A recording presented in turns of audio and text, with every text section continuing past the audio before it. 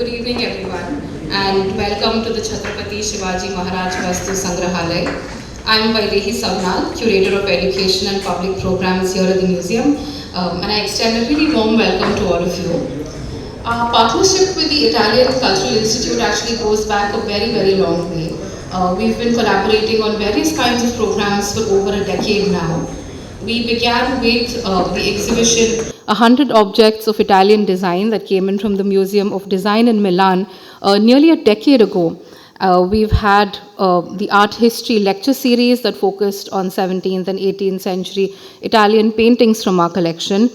We've had an online lecture series called Past Forward that happened during the pandemic. And more recently, we had a wonderful exhibition here, Binary Codex by the artist Andrea Anastasio. So we've had a set of really wonderful programs that we've done with the IIC. And it's with great pleasure that we're collaborating with them once again for today, the Italian Design Day, as part of the Design Conversations series. And we have today a talk, Landscapes of Action, The Designer in Our Times, by the architect and designer Stefano Mirti, followed by a conversation with the architecture theorist and critic Kaiwan Mehta. So welcome again, everyone. We hope you enjoy this evening. And with that, I hand over to Francesca.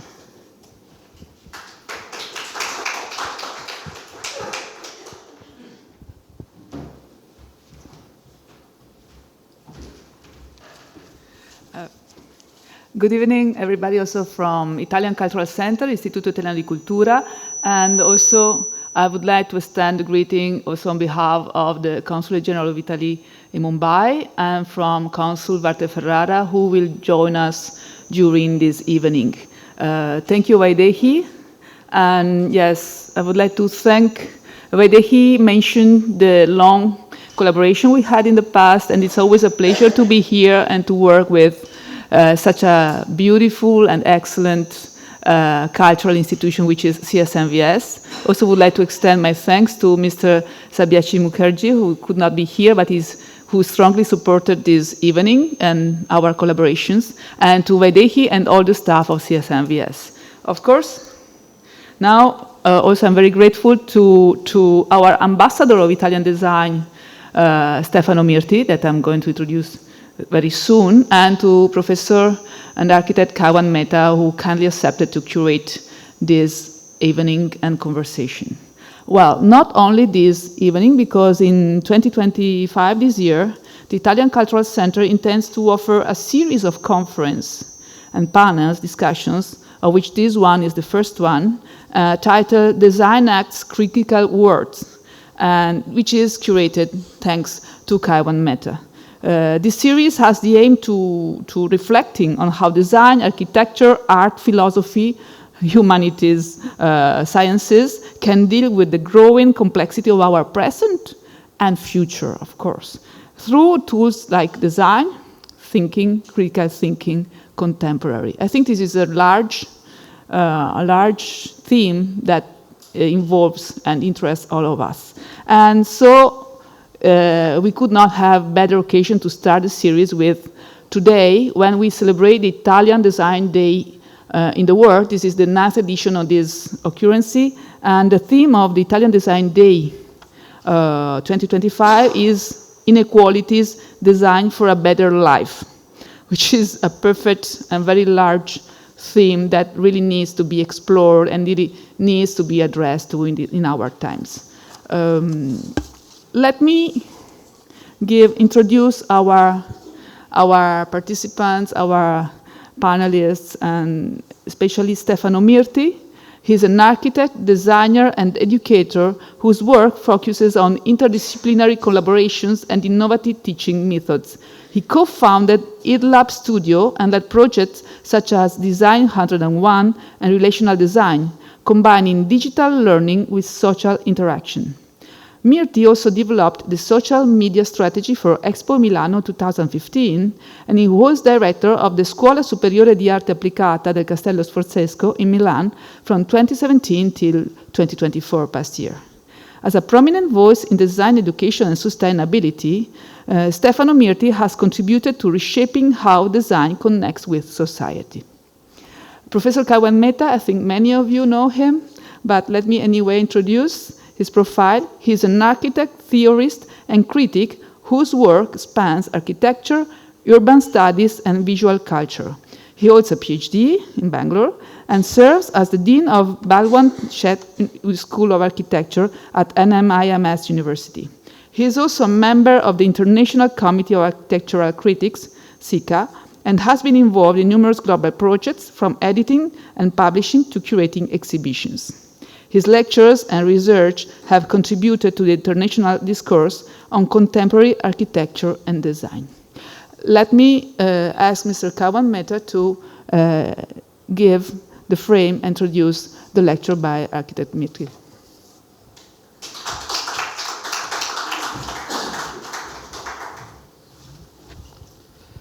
Thank you, Francesca, and thanks to the Italian Institute of Culture, Mumbai, and the Consulate for inviting me to curate this series. And thanks to Stefano Mirti, who we rediscovered a relationship that we shared or we encountered each other a few years ago. And it was just by chance, I think, in a conversation we rediscovered that we knew each other and we were not new to each other.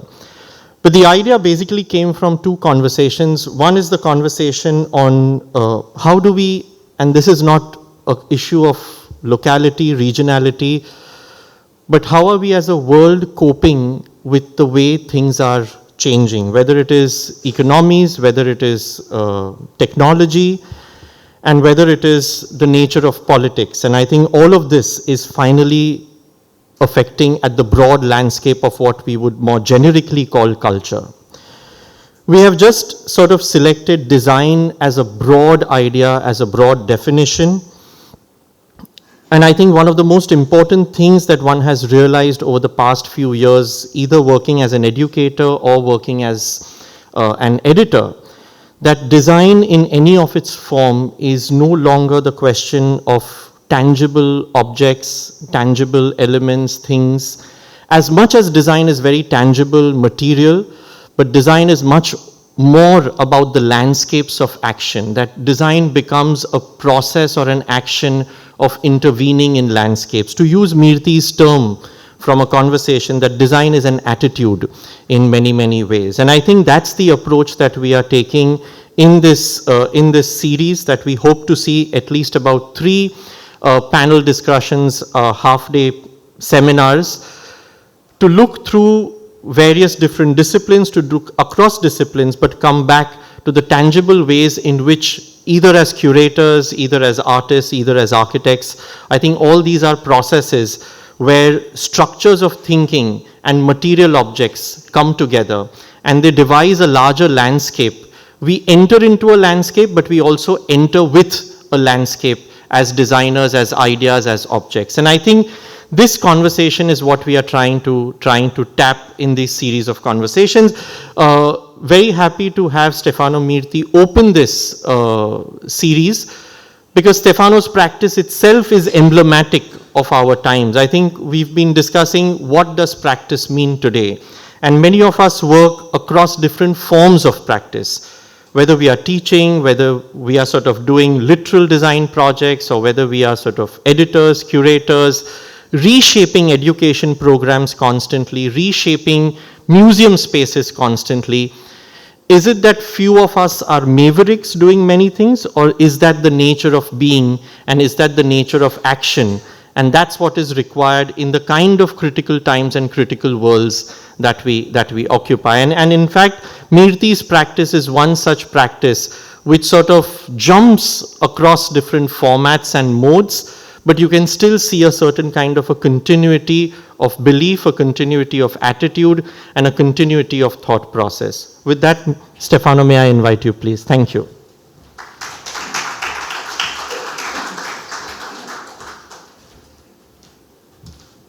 Good evening. Thank you to the Italian Institute of Culture. Thank you to Professor Mehta, and thanks to all of you who are here tonight to listen to our conversation.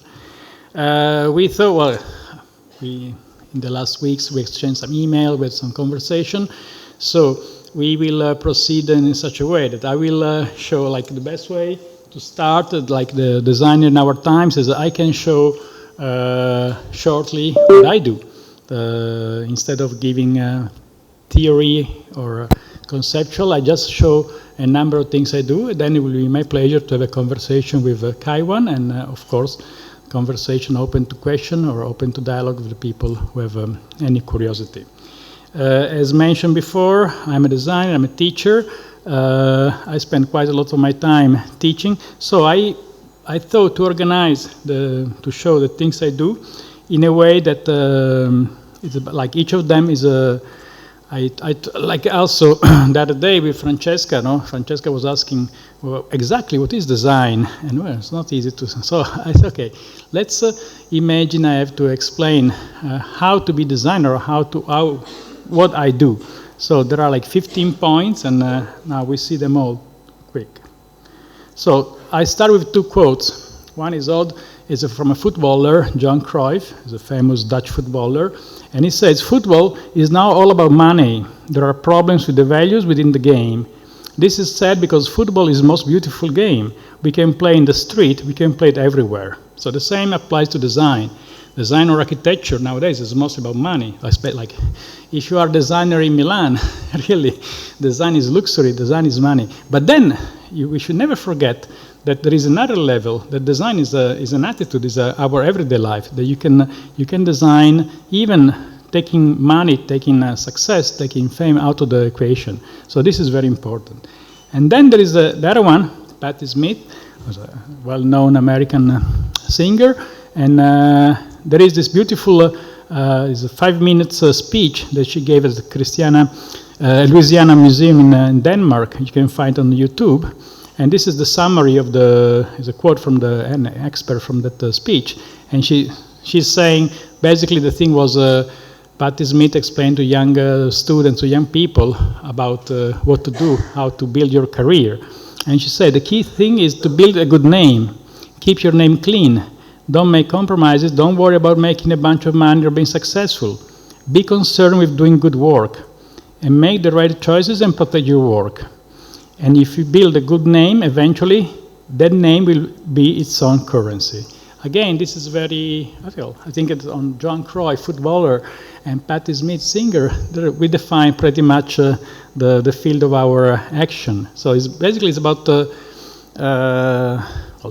of course, we can imagine that design can be used, design can be imagined to improve the world, but design can also be imagined to improve yourself. So the design is about what you do, who you are. So now, quickly, these 15 points, and then eventually we can, with a conversation with Kaiwan and with you, we can go back to each of these. So number one, be relational. So the first thing that I would say, design, is you design your network, you design the things. Out of the several things I do, the one that I'm most passionate about is this activity that I do every morning early. So every morning, every early morning, I send a newsletter. It's in Italian, sorry, so I cannot share with you. It's a letterina, it's a tiny letter. And it's a collection of the things I've read, seen, listened the day before. And letterina is very nice because it's just a fragment, snippets of text. And I sent every day to 1,000 people. And this is very nice because I don't do it for money, I don't do it for any reason, just for my pleasure. And this is very, very nice because it builds a community, it builds a network. Then people reply, we exchange things. So in a way, well, we could consider this as a service design or information design. It is something that does not deal with my profession, but I think it's probably the foremost activity in my life. Also because every day to wake up early to make such a thing implies some kind of discipline. Like some people would go every day to the swimming pool, I would do this. So be relational, I would say, is to me, the most important thing. And number two, it's not about the network, it's about your friends. So like nowadays, especially from business school or from, there is a lot of attention, build your network, be relational, extend your network in professional life. Yes, of course, this is true. But I would say that probably it's not really about the network, is about the friends you have, and is almost the same, but actually very different. For instance, from the previous things that I showed you, the letterina, every year we make a picnic and lunch together, and basically is a community building. In this extent, I would say that community is another key word. Community is not about, well, you can design a community, it takes time, it takes energy, but this is something that it gives a lot of benefit, not necessarily in professional terms, but surely in the terms of quality of your life. Number 3, as Kaiwan, remember, design is an attitude, and design can be, well, I studied architecture, and when I was a student, I went through 28 exams. And if I think honestly, all those things I learned, none of them I use them now. Like, but magically, all together, all these 28 things, all having myself studied architecture, gives me the way I look at the world. Like, whoop, I have these special glasses, the designer glasses, and these are nice. And for instance, this picture, like here is Rashapon, is my wife, and she's from Bangkok, so I have the chance and the luck to be often in Bangkok. Bangkok, like Mumbai, is a place where you can go to the tailor, that in Europe we don't go anymore. It's only, so one of the nicest things for myself in Bangkok, that I can go often to Mr. For Chong, who's my tailor, and we spend time designing things and improving. You remember the shirt? Let's make it a little different, a little better. So this is something that is done for pleasure, but is an enormous luxury. Not that you can go to a tailor and you can, because you're a designer. Of course, I'm not a tailor, he's a tailor. But then we have this very lengthy conversation. I took a picture, I've seen this, look at this magazine, and every 6 months we make a new series of shirts, the pants, I found these pants, let's change them, etc. So this is another example of how you can be a designer and how you can enrich your life and the life of people around you. And you choose a fabric, and well, we could talk for hours, but maybe not now. 4, work with others. So I've been always, almost everything I do is done with other people. And again, from this little newsletter I do every morning, this year with some friends, we make a calendar. This one here. So, like this is the traditional each day is one page, one drawing. My friend Alessandro, who loves to draw, he said, let's do this crazy thing. And I was terrified because it is an enormous amount of work. But then we made a team. So there was Luca Pittoni from Tomo Tomo, that are the best graphic designer in Milan, that they like the ideas. So they help us to shape the object. So it's beautiful, this yellow brick. And the graphic design is very nice, and the font and this and that. And Pierluigi, who's the king of movies, he make all the little video for Instagram. And so Giuseppina, who's the PR and all the press media and people. So again, this is it is a very simple thing. It is design, but basically it is something that sets up relation. Also because we told all of our friends, other people we know, that they could participate. We were selling for a symbolic amount of money the single day. So Kaiwan could buy the 2nd of March, say, hello, I really like you. And so people were celebrating their love, their parents, their dog, etc. And this is something that, as simple as it is, it contains quite a lot of the things I believe to be design. Simple, but quite complex, involving different people, all technically very skilled, and making something that next year we can redo it, better, improved, and so on. Okay, then number 5, explores other world, and this is the other thing we have. It was pandemic. Milan was badly hit, was one of the first places after the Wuhan, with the biggest lockup, and we couldn't go anywhere, so we're staying home. So we're like home for months. So there was a moment I called my friend Spartaco. Spartaco is probably the best board game designer in Italy. And I say, Spartaco, I have an idea for a board game. So we start to talk on the phone because we couldn't meet. And then we made this mood board game. This one. So So mood board game is a very simple game. There are like 250 cards. 1 second. Okay, so there are 250 cards with the typical images of any mood board. The designer in the audience will know what I'm talking about. And then there are rules, like you set up 40 of these cards, and then with people play, it's very simple. And the rules are so simple, and the cards are so many, that we understood that people like to buy and to take and to invent their own rules. So some people used to, with children, to invent fairy tales. Some colleagues use this as an interview when they hire people to see if they're creative enough, etc., etc. And again, on this, I really understood that if myself as a designer, that I study architecture and design, whenever I meet or I cross other people from different worlds, and we do something together, the result is always extremely interesting, because I learn in enormous, like for instance, to make this as a product to go on sale. This was supposed to be produced in China, but then the COVID came, so it to be shifted to Poland, and then how to sell it in Amazon. All things that I never knew, and I learned. And this is it's very interesting, because like if you're open to other fields, what you get in return is always way more than the amount of time or energy you invest, and that's quite nice. Good. 6.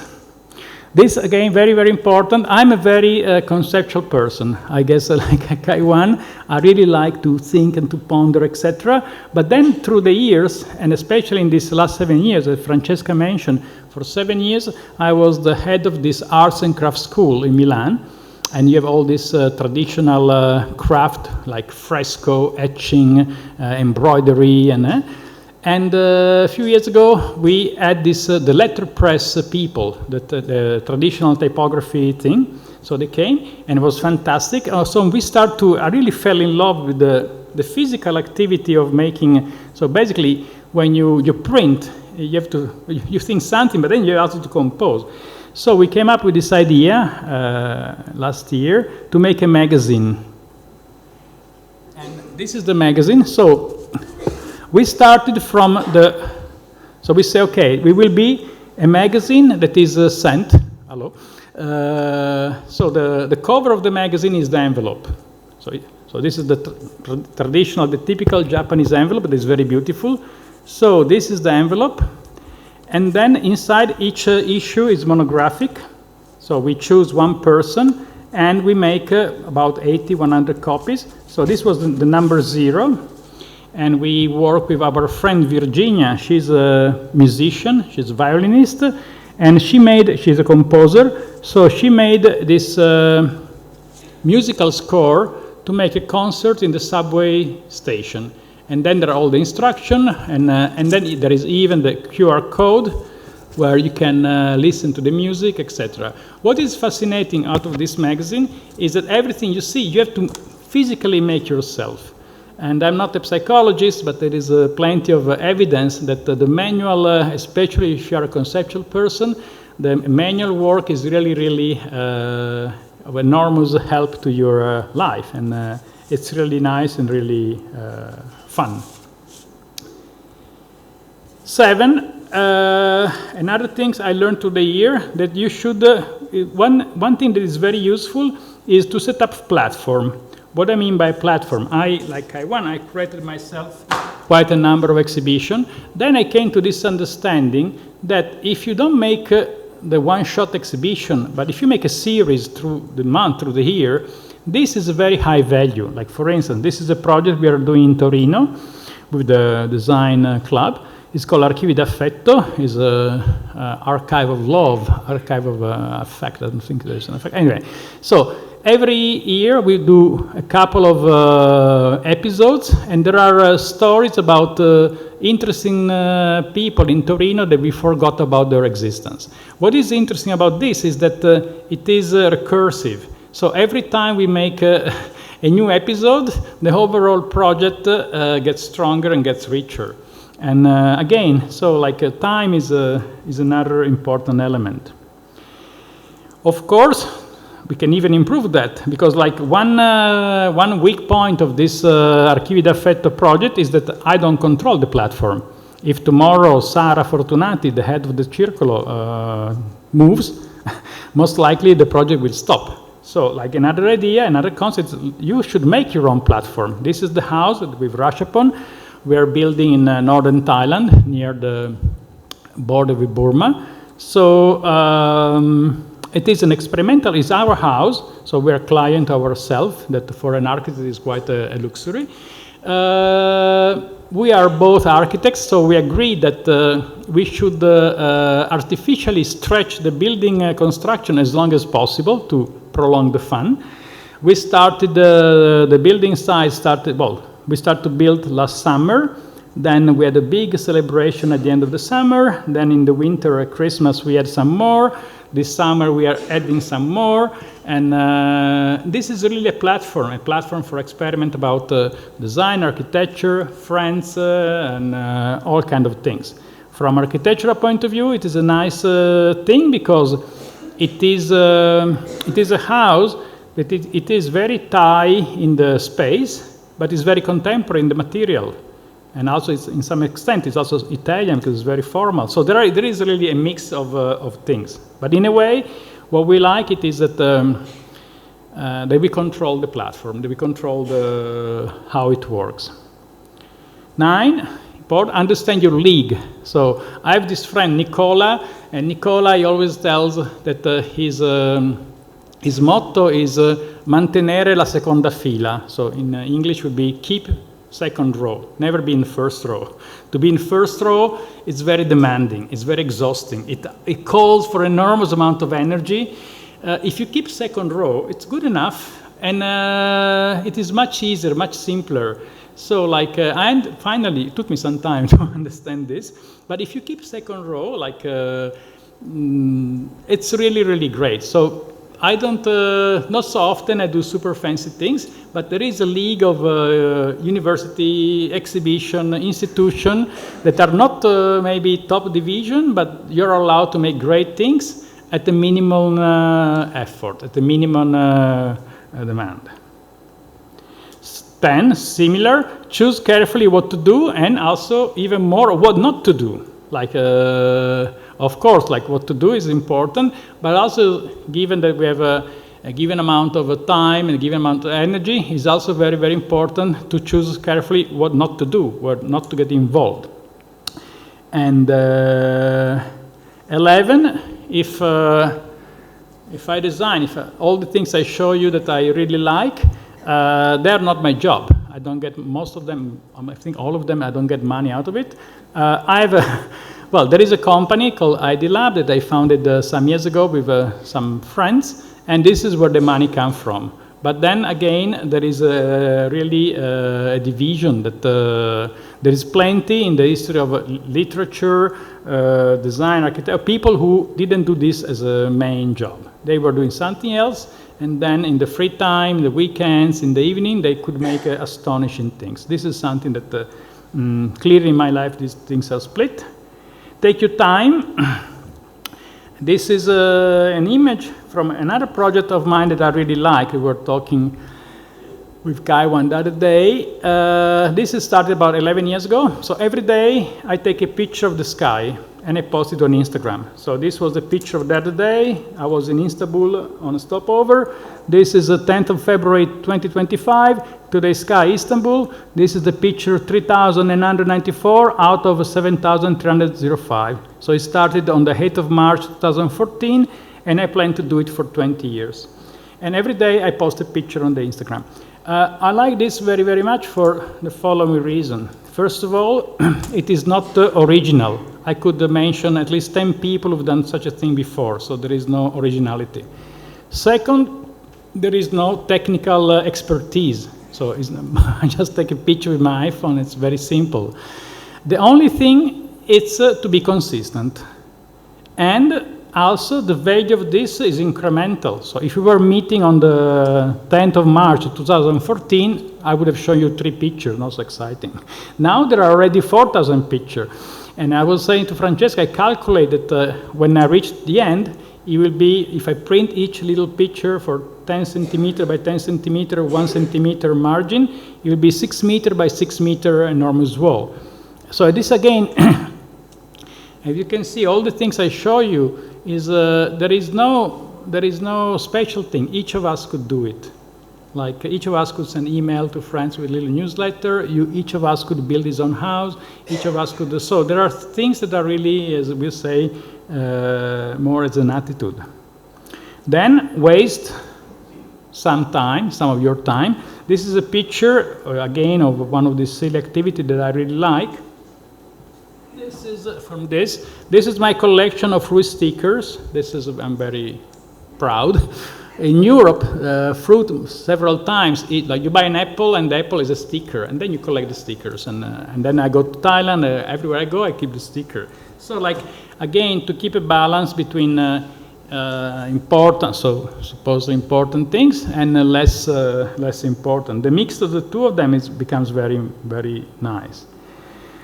14, find good clients. I just added, as Francesca mentioned, I was the head of the social media team in Expo 2015. So until now, I just show you whimsical projects. I'm not advocating that you should do only whimsical or self-project. From time to time, I get involved into enormous things. So it's really one thing that is very, very important. Who's the client? Expo was a fantastic client because it was an enormous entity, but it was an enormous entity that didn't have any past and didn't have any future. So you were working for a couple of years, and you knew that 6 months now we are all gone. So there was no politics, it was just you had to work a lot. And so for these 2 years, I was managing these 20 very young people to run all the social media, and it was great fun. Finally, as a design is foremost to design your life. So one great luxury, one great element that as a designer we have is that quite early we acknowledge that the biggest project, the most important project is your life. You know, that if you are able to design your life, everything will come true. And then we get back to the picture of the house in the Thai woods, and again, of course, this is a house, and if there are architects, we could talk at length about architecture, why the roof is like this, what is the references, and why the concrete, and why this, why that. At the same time, it's a life project, because then if you will this, and then there is a bit of the garden, and then the friends, and then this. So this is basically opens possibilities. And that was the last one, and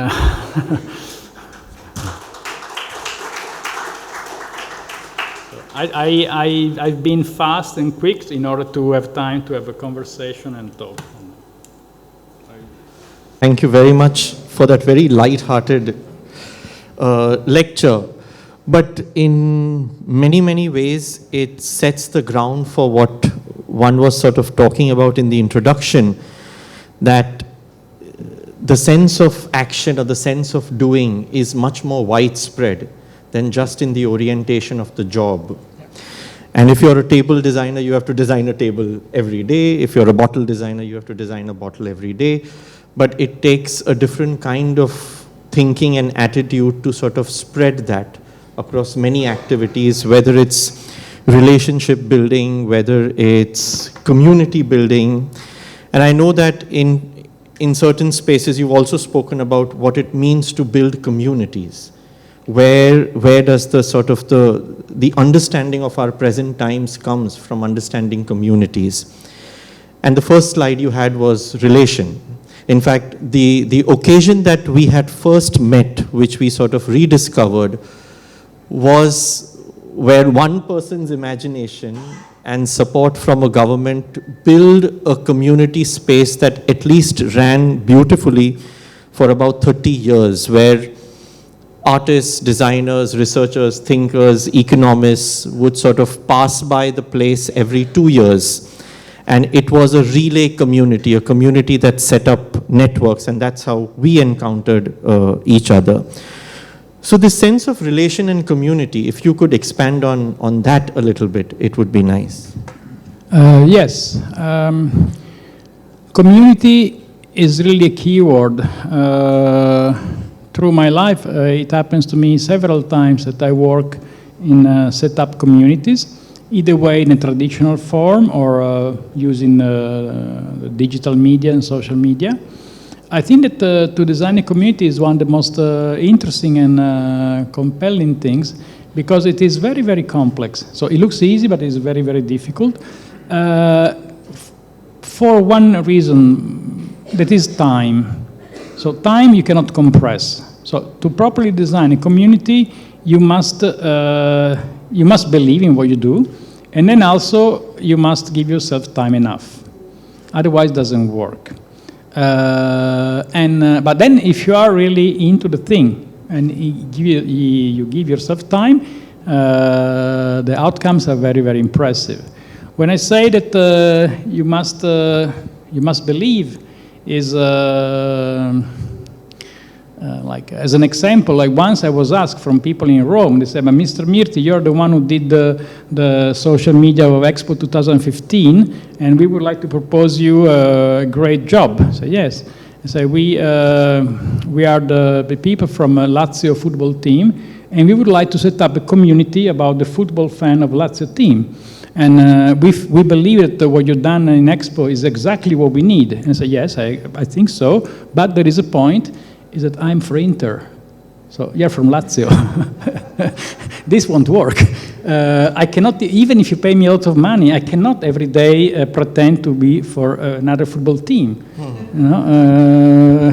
Right, no, but community, generally when you talk to people, say community, you always attach positive things. Community is also very complex and difficult things. Community implies real believing in it. Community implies that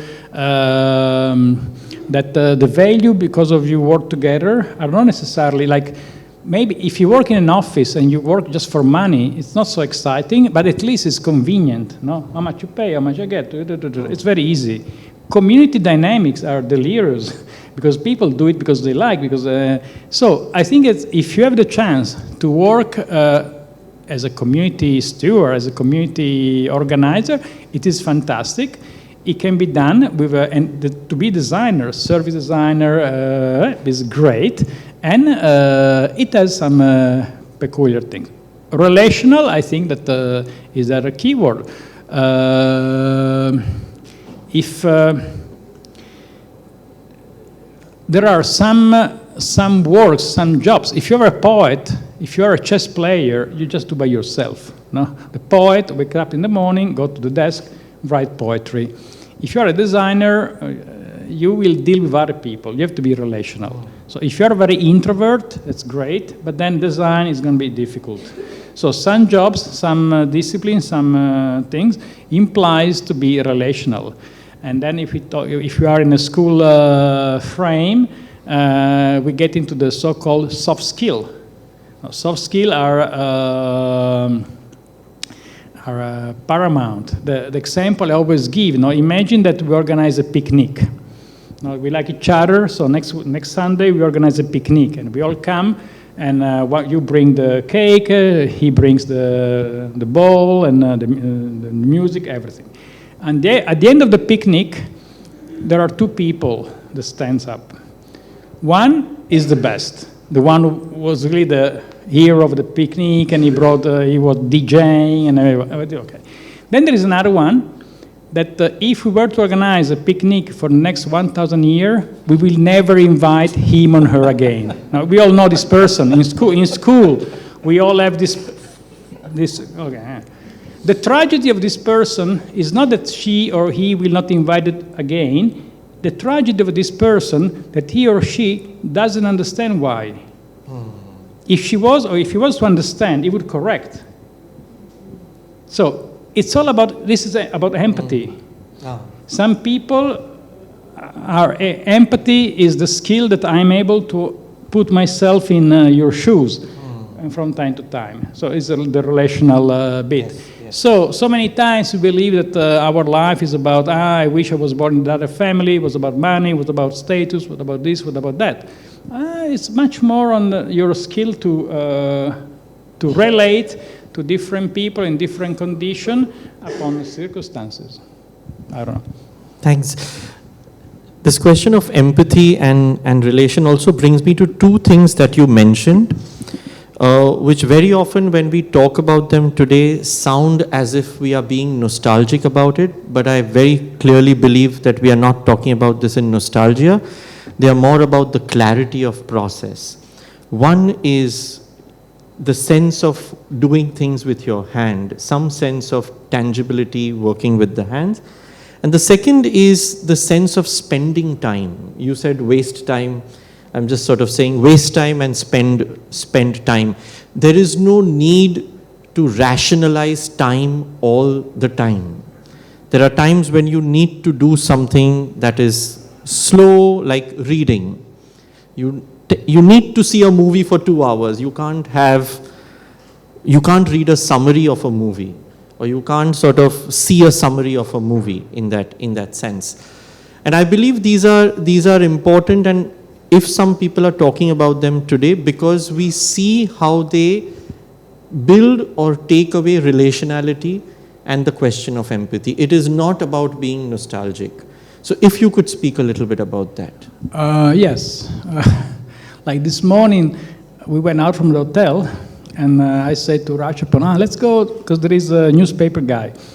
And so we walked like 100 meters, and there was the newspaper gentleman who was selling newspaper on the street, and it looked like we were friends from ages, no? And Raj was like, how could you become so friends in a day? It's, of course, because newspaper people, it's like a club. No, so we understand each other. And as we were saying that night with Tommaso, it's like smoking people. Not if you're in a restaurant, it's a rainy day, and you go out to smoke, and it's immediately. So, time and, okay, there is of course an enormous amount of literature about the value of handwriting, and very similar to this, the value of walking, like myself. I don't do any sport, but I really like to walk around the city, etc., and I find this very, very, very nice, very good. In the same way, the manual activity, it's refreshing, and it's not at all about nostalgia. So like, I walk a lot, but every time I need to take a taxi or, I'm very fine. So there is no very ideological value on, like in the handwriting. I think it's, as you just mentioned, it's about time. So there are moments in your day, moments in your life, moments that you take your time, a moment that you compress. This time thing is very, very interesting because it's very, very, very, very cultural. Like in different culture, we have different, like American English, you have this thing of to spend your time. How do you spend your time? No? Time is money. Time is in a Mediterranean country, but I think here a little bit as well, it would be very horrible to cut short something, and you would rather go late on the next appointment. But in Protestant culture, that would be unthinkable. So I think that the time is really, yes, I agree. Time, it's really the most important design ingredient, but not because you design, I don't know, in wood rather than steel, because then time, it's really like there are, like, as we said, we rush upon, we are designing this house, and we say, but we should make the building site as long as possible. Maybe in other situation, you will say, okay, we need to make a building site as short as possible. So I think that what is really, really, really useful is to be flexible, to be open-minded about time. And again, the other example I always use with my students is that we are always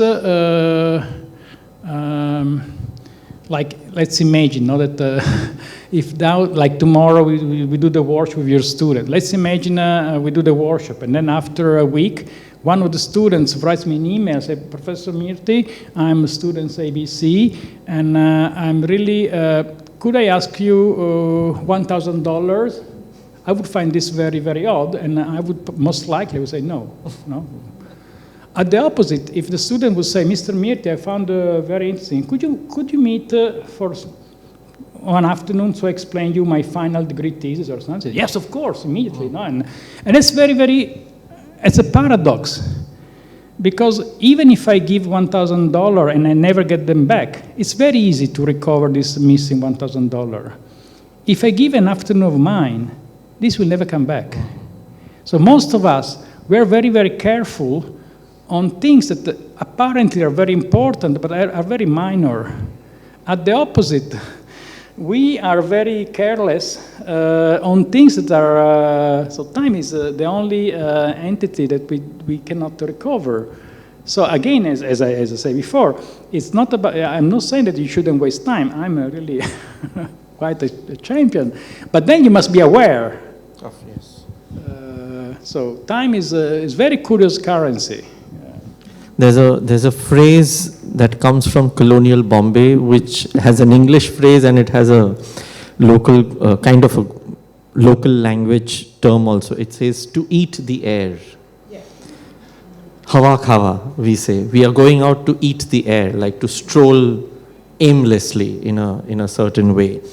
And that's the value of spending time. And precisely, the work or the profile that you have, which you've very softly not shown us in detail of all the work that you do, but yeah, one wouldn't think that you waste time in that sense. You're very sort of occupied working, etc., but you understand the value of spending time in certain ways.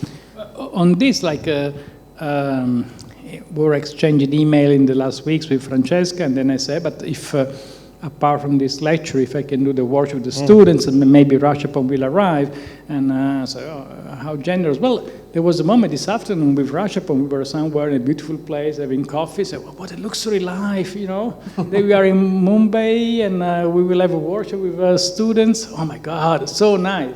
And it's again, undoubtedly, it's very, very luxury. Yeah. But it's something that it's not like impossible. It's really. No, it's just the way we grabbed coffee. Yeah. Pulling out 15 minutes before rushing exactly, here. Yeah, exactly. So coming to your work, and I would really encourage a lot of people, especially students in the audience, to see your ID Labs website. But if you could talk about your mainstream work a little bit. Yes. So I'm an architect as a training. Then I work as an architect. Then there was not a moment that I stopped to be, say, architecture. Simply, I went to Japan for 3 years. That was at first with Tadao Ando, this very important Japanese master. Then I went to work in this information design. So little by little, I shifted into more immaterial design. I like very much architecture.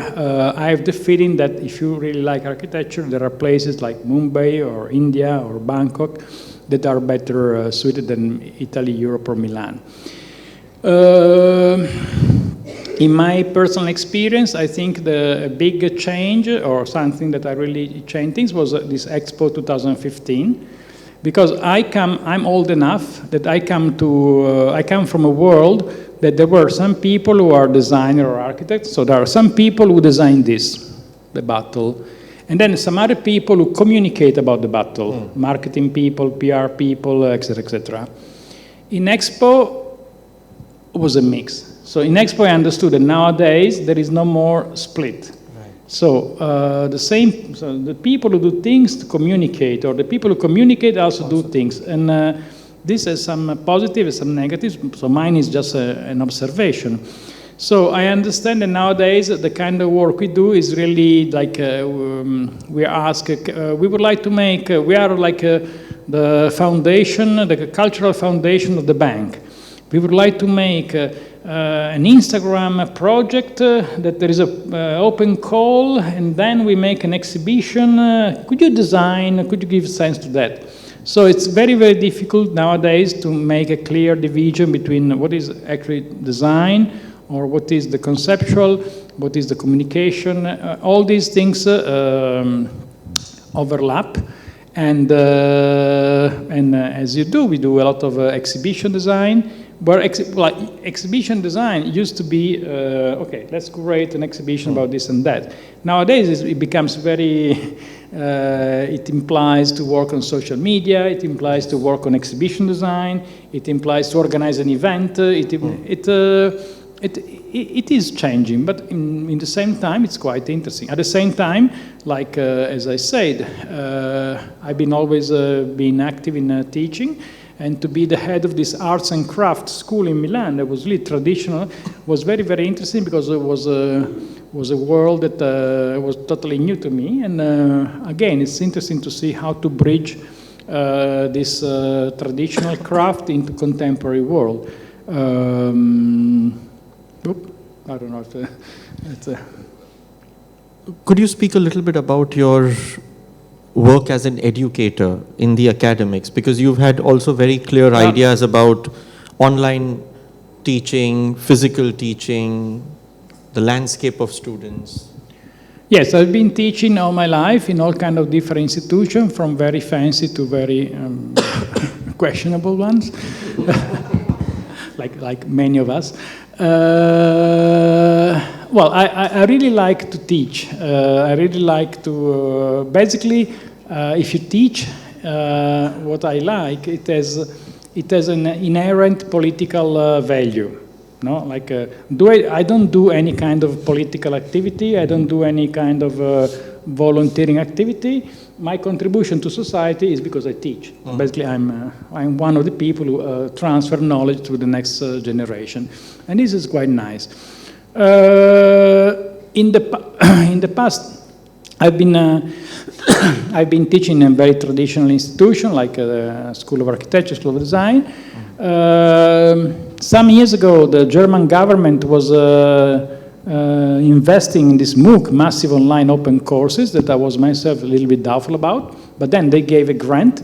So we made this MOOC, Design 101, Architecture 101, and one of the students is here that we never met, say, Mr. Mirti, I'm your student from 10 years ago. Oh my God, it was so exciting. And so we had this course with 1,000 people from all over the world. That, so I think that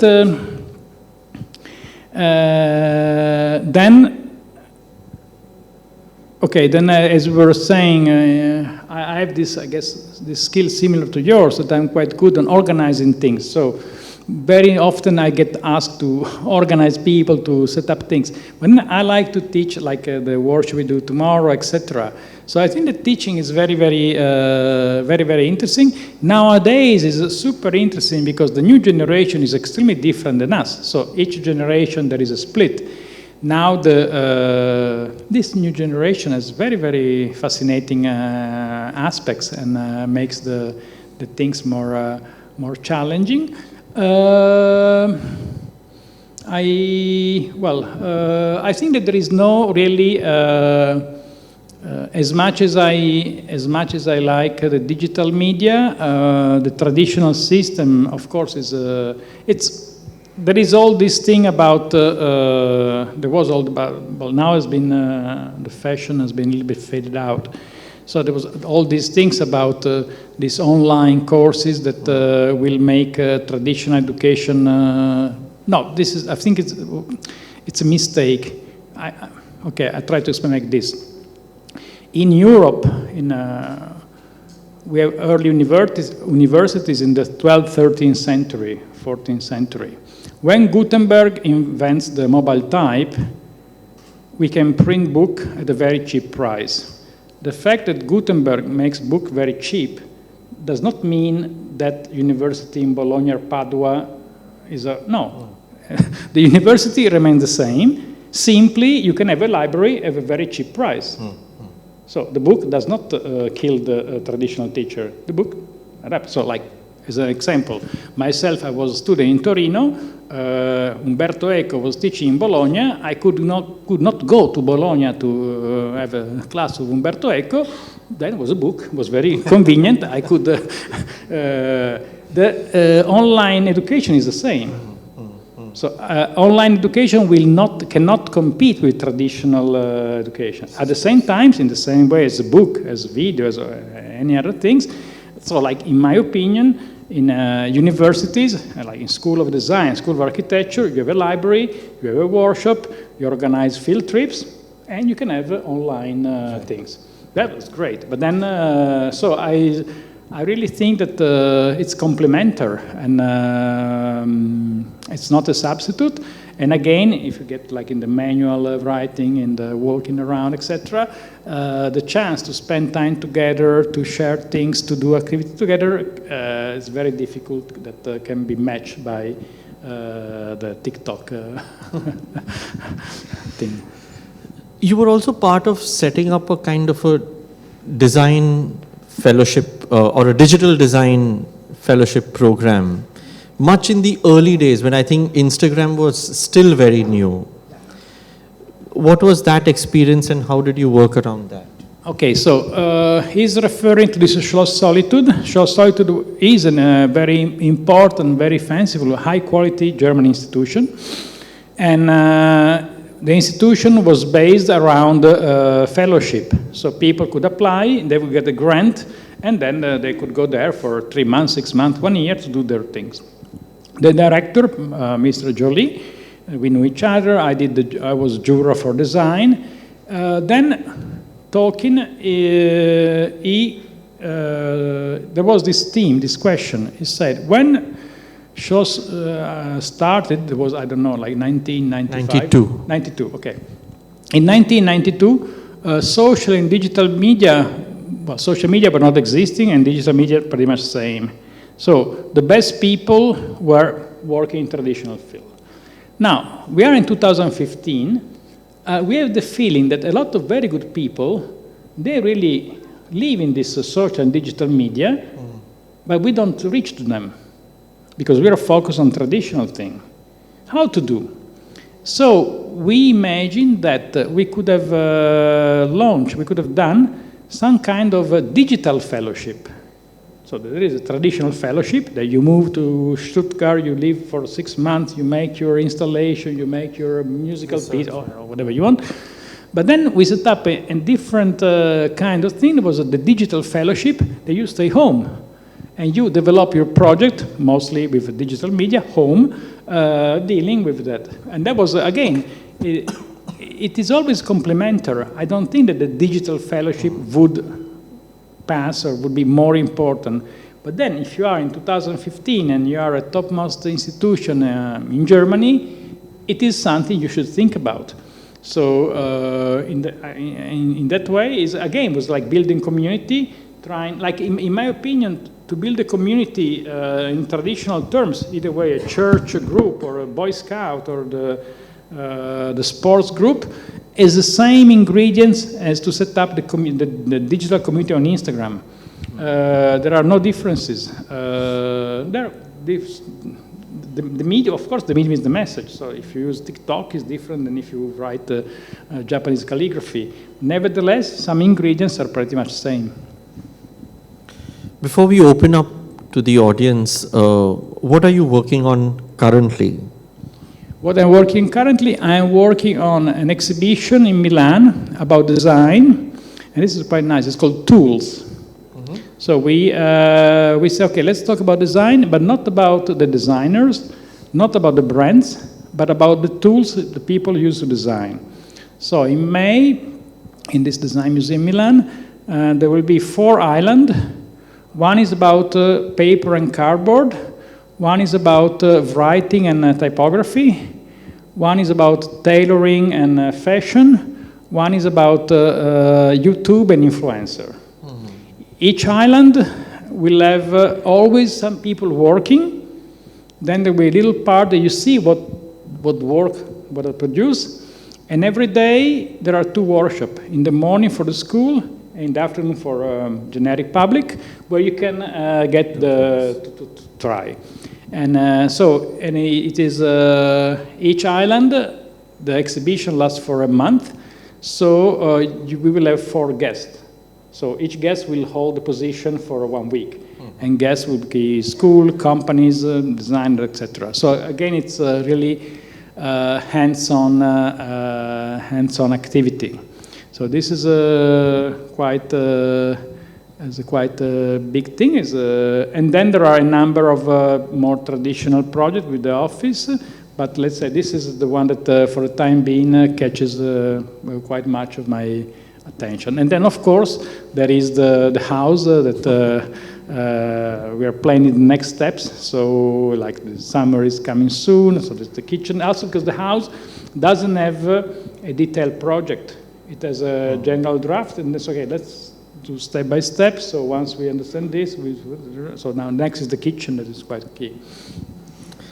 It's, this conversation has reminded me of the many interviews one reads of Hans Ulrich Obrist, where you read interviews with curators, architects, artists, and somehow you feel there is no focus in the conversation, but you land up going with a Santa Claus bag of many things. And I've really enjoyed this. I was also thinking while seeing your presentation, it's not another presentation showing this is my project, which are also good and they have their merit. And this is the object I designed, and this is the object I designed. We enjoy those as well. But in a sense, this has literally been, I think, what we started discussing is one is to understand the mind of a designer, which is Stefano Mirti today, but it is also Stefano Mirti as a person of the world today. So it could be another artist, it could be another architect. So it's a creative mind of the present world, engaging with the present world. And today it was you, tomorrow it can be somebody else. And I think this sort of the landscape of the mind and landscape of the world outside, at least for me, have sort of beautifully come across in this conversation and presentation. And thank you very much. But at this point, I would be happy to invite if there are questions from the audience. And if we could have some house lights and take the focus off us a little bit. Yes, there's a question there. I'll just one thing also that I found, I think interesting in the conversations we've had over the last few days and today while your lecture was going on, the different geographical landscapes that we have spoken across. There's obviously Italy. I've had a 10-year relationship, a distant relationship with Italy in the sense of being the editor of Domus in India. So that was something there. Two of us met in Germany. That's one thing. And then we meet in Bombay via Francesca and the center. And then there is a relation that we sort of look forward to with your partner from another part of Asia, and you doing the workshop tomorrow in Mumbai. And it's interesting how we constantly live across geographical landscapes, although we are located. Like we were just talking that, I'm always seen as a Bombay boy, but you can have encounters that are fairly international and interconnected. And that's something beautiful, but that's something that we also work with on a daily basis. As we said, and also like here we are a guest of the Italian Institute of Culture. Like I've been living in Japan, I go often to Thailand, etc., and there was this question, but do you try to adapt to the place? No, I'm like in Thailand there is this term farang, and farang is it's not really positive, no? That it has all negative. It's the Firangi equivalent, the Firangi. Exactly. But then, like, I was born like this. It's not my fault. It's not that I'm mean. I was born like this, and I'm fine. And I know that there are a number of features that are really different. And again, we'll be in Japan. So, like, finally, and we were saying with Tommaso, I live in Japan for 3 years. On day one, I couldn't understand anything. It was quite a nightmare. And so it makes sense, because I just arrived, I speak the language. After 3 years, I could speak the language, I had friends, I had a job. And I said to myself, honestly speaking, do I understand anything more than day one? No. I don't understand. But the thing that I could understand much, much better was how does it mean to be Italian. After 3 years in Japan, if you go abroad, you understand what does it mean to be, what are the positive, the negatives, so it's this being Mumbai boy, in Italian, like the more we go around, the more it's interesting because you acknowledge, you understand what does it mean to be your roots, your culture, and how you can use your culture to bridge, to cross, to hybrid with other cultures. Again, this extent, the house we're doing that is really a hybridization of. It tells a story, because it looks like there is some elements of Japan where we met. It's clearly some Italians, some Thais, etc. So I think that in this extent, I'm happy to be here as a guest of the Italian Institute of Culture because the more you go around, and to be Italian, it has a lot of positive and sometimes challenging connotation. But if you acknowledge them, it becomes very easy to, and I guess the same is to be Indian or... So I had a running joke when I used to work with Domus, and people would say, what is it to work with the office in Milan? And my joke was, I said, Indians and Italians are the same. I also talk in circles, they also talk in circles, and we get the work done still. So it's fine. But when I was in Germany, it was a different story altogether. Yes. Well, we'll take a question from the audience here.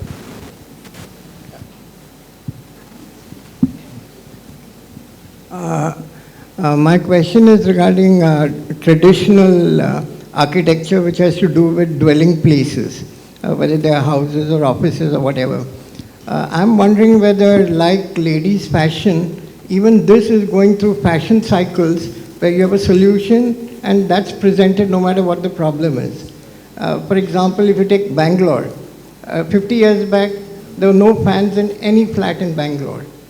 Then you had the multi-story buildings coming up with glass spaces which heated up the inside, and then you had air conditioning to deal with that heating. Now similarly, there are other places where you have enough land for bungalows, but still you need multi-story towers. Now I was just wondering whether this is true generally everywhere, that you're not starting from a problem and finding a solution, but you have a solution and you're trying to give it to any problem. Yes, thank you for Speaking in circles, I told you. Yeah, no. It's very well. Thank you. It's very very deep question. Yes, of course. Well, I think that architecture solves problems, but at the same time, architecture always carries symbolic meaning. So when the clients ask you, "I want an office building," but then also it's implying I want an office building to have people working, but also I want that this building does carry some symbolic value that this is an office building. And for a number of reasons, in the last 50 years, all over the world, office building has glass and air con, etc., etc. So I think that it's really up to you. Like for instance, myself, I really suffer air con. So if I build a house with rashapon, etc., it's all open and there are some fan, and this is the best way to live. And this is not by chance that I don't get to do, or I don't do a lot of office buildings. And it's really, I think, as I said, it's not that if you make a little project or thing for yourself, you're better. It's just different. So there are we live in a complex society. There are multiple needs. It is true that there is a lot of architecture that does not reflect the well-being of people. At the same time, I think there is also a more general culture. I came to Mumbai 30 years ago, 25 years ago, and as far as I remember, it's very much changed, and well, in some extent, but then also in positive ways. So I think is a more complex, is the how you is the relationship with, again we get back, is the relationship between local culture and global world, and how you we were again this morning I was observing that it seems to me what I was very impressed that if I go to Thailand or in Italy would be the same, the traditional fashion, the traditional dress is traditional, is not anymore in use. Here, its use. So this is a big difference. Know that how you with various modifications. Yeah, still, but then like in Thailand, the traditional craft is in the museum, or is here is you see on the street that people dress and they're very fine and very elegant. Even in this room, as some people are. So, and this also again, it's has to do with yes. Generally the contemporary office building is not so exciting, I would say, and also the people there. And also in the global warming world and etc. But then I don't know. What would you say on this? I think that architecture and design perform many other roles than solving programmatic functions and requirements. And it's unfair to imagine that architecture or design is always to solve a problem and it should be subservient to that, because architecture and design embodies a much larger cultural role, whether it is symbolism, whether it is aesthetics, whether it is emotion, whether it is time relationships, historical relationships, memory. So architecture and design do much more than just make you sit. Otherwise, as I keep saying, the first time that anybody in civilization designed a spoon or a chair, after that we shouldn't have designed another spoon or a chair. But one of the biggest obsessions of designers is to design chairs constantly. Why do we keep doing that? We constantly design because there are other needs than simply the need of sitting. So, yes, it's about the. I had a question. First, I'd like to thank you for giving the lecture, and so I need to tell you, how did you plan an architecture? Like, how was your motive on it? And all that stuff. So, how I become architect? Yes. Well, it was very well. When I was young, that is a long time ago. So I'm old enough that when I was a student, there wasn't all this school like now. No, like now there is design school, communication. Okay, when I was there was only architecture would cover them all. And also there was this other very convenient thing, that if you're born in a city, you go to university in that city.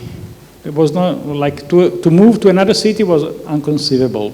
So I became architect just as a matter of like one thing that I observe today, that the people of your age, you could imagine to study anything in any place in the world, and this is potentially is great.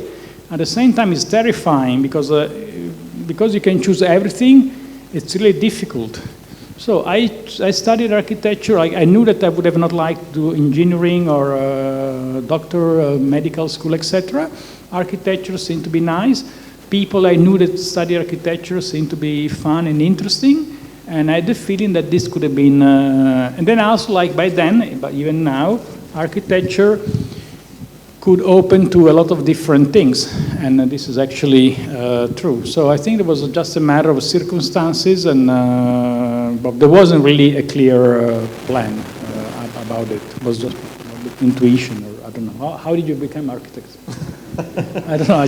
I'm asking. No, I'll extend that question in saying, how did you chart out what you will do as an architect? Everything you've told us. Where did the shifts, or at least one shift that was important in the career after becoming the certificate architect? Well, that's nice because I never became a certificate architect. So, no, I studied architecture. Then in Italy, there is this esame di Stato. It's an exam. It's like 10 hours long with an oral exam. And the oral exam, you're supposed to study everything. They could ask anything from history, architecture to the real estate, etc. And I found this obnoxious. But then, so I thought it was really stupid. But then I did the exam. I went to the exam. I passed the exam, but I never enrolled to the Architectural Society. Well, surely I think that one big thing was to go to Japan. That I was born in Torino. Torino is a big but not so big city. And one nice thing of being born in Torino is you know that you are provincial. So you know that the world goes everywhere, somewhere else. So you know that you have to travel. So in my school, there was this poster, like a scholarship to go to Japan, but it could have been scholarship to go to Mexico, would have been nice the same. And I applied. I didn't think I would get selected. I was selected. Then I found myself in Tokyo. I thought I would go there to learn about architecture, but that was like, basically it was an extreme experience. I really like, even if it was very extreme. The great value of surviving Japan as a foreign student is that after that, anything is possible. So basically now you really become very self-confident. Everything could, if now you tell me, let's go by bicycle all the way to China, it's okay, if I survive Japan, we can do that. If I learn Japanese, we can do that. So that was really, until Japan, I was the Italian architect, I did the competition, we were building things, we were very happy, and our life was. Then I understood about the world, about being Italian abroad, about that it's not about architecture, it's about other things, and that I think has been quite a mind opener. Then I met Russia.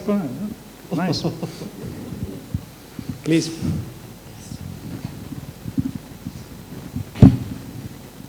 You said that, I understand that, for the architecture and the design, there are many things goes into that, and it keeps on evolving. Now, in the era of the AI, will the AI dominate the human brain that, foresee the designs and the architecture, or the AI will the human brain will remain its creativity? Well, that's another deep question. Well, of course, we could say that each generation has its own challenges. So like 2,500 years ago, in ancient Greece, there was this big conversation about writing. No? All the philosophers said we should not write, because then if we write, we lose to learn things by heart, and everything will collapse.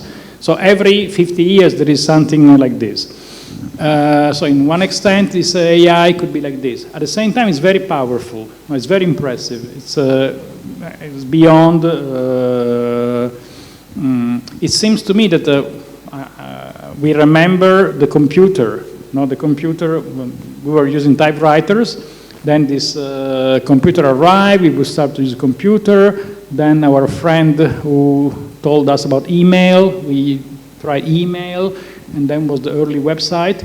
It seems to me that there is this kind of change, but it's compressed. So it took years to go from the typewriter into desktop. Here it takes weeks, from one release to ChatGPT to another one, or to Midjourney, etc. So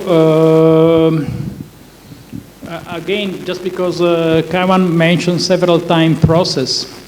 As you understand, I'm really about processes more than a final product. And I'm not sure about the AI as something used to make final products.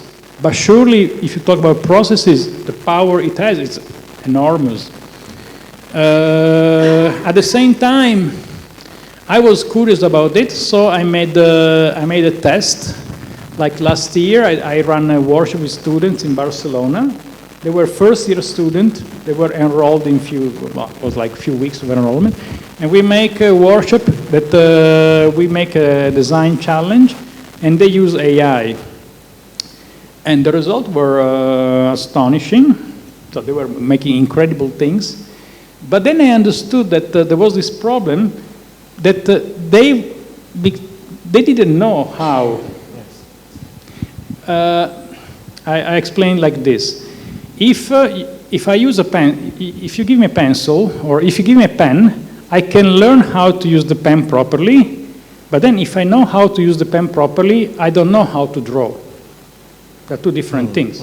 So to use the brush in a proper way and to know how to paint is two different things.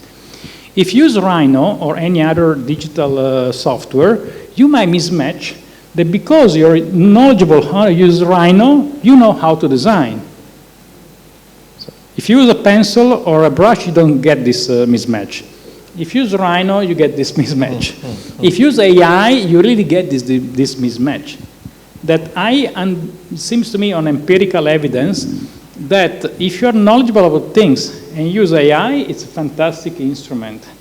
If you are not knowledgeable about things and use AI, it is fantastic, but because you don't know the starting ingredients, there is a problem, and you're not aware of it. I don't know what So no, even in education, slowly as like, if say for certain assignments, students are allowed or asked to use AI, then it is actually a discussion on the prompts that you give, or what you do as a process towards that. It's not the product, because in fact we had Neil Leach in person and online lecture at our school twice, and he said it's actually very shabbily immature right now.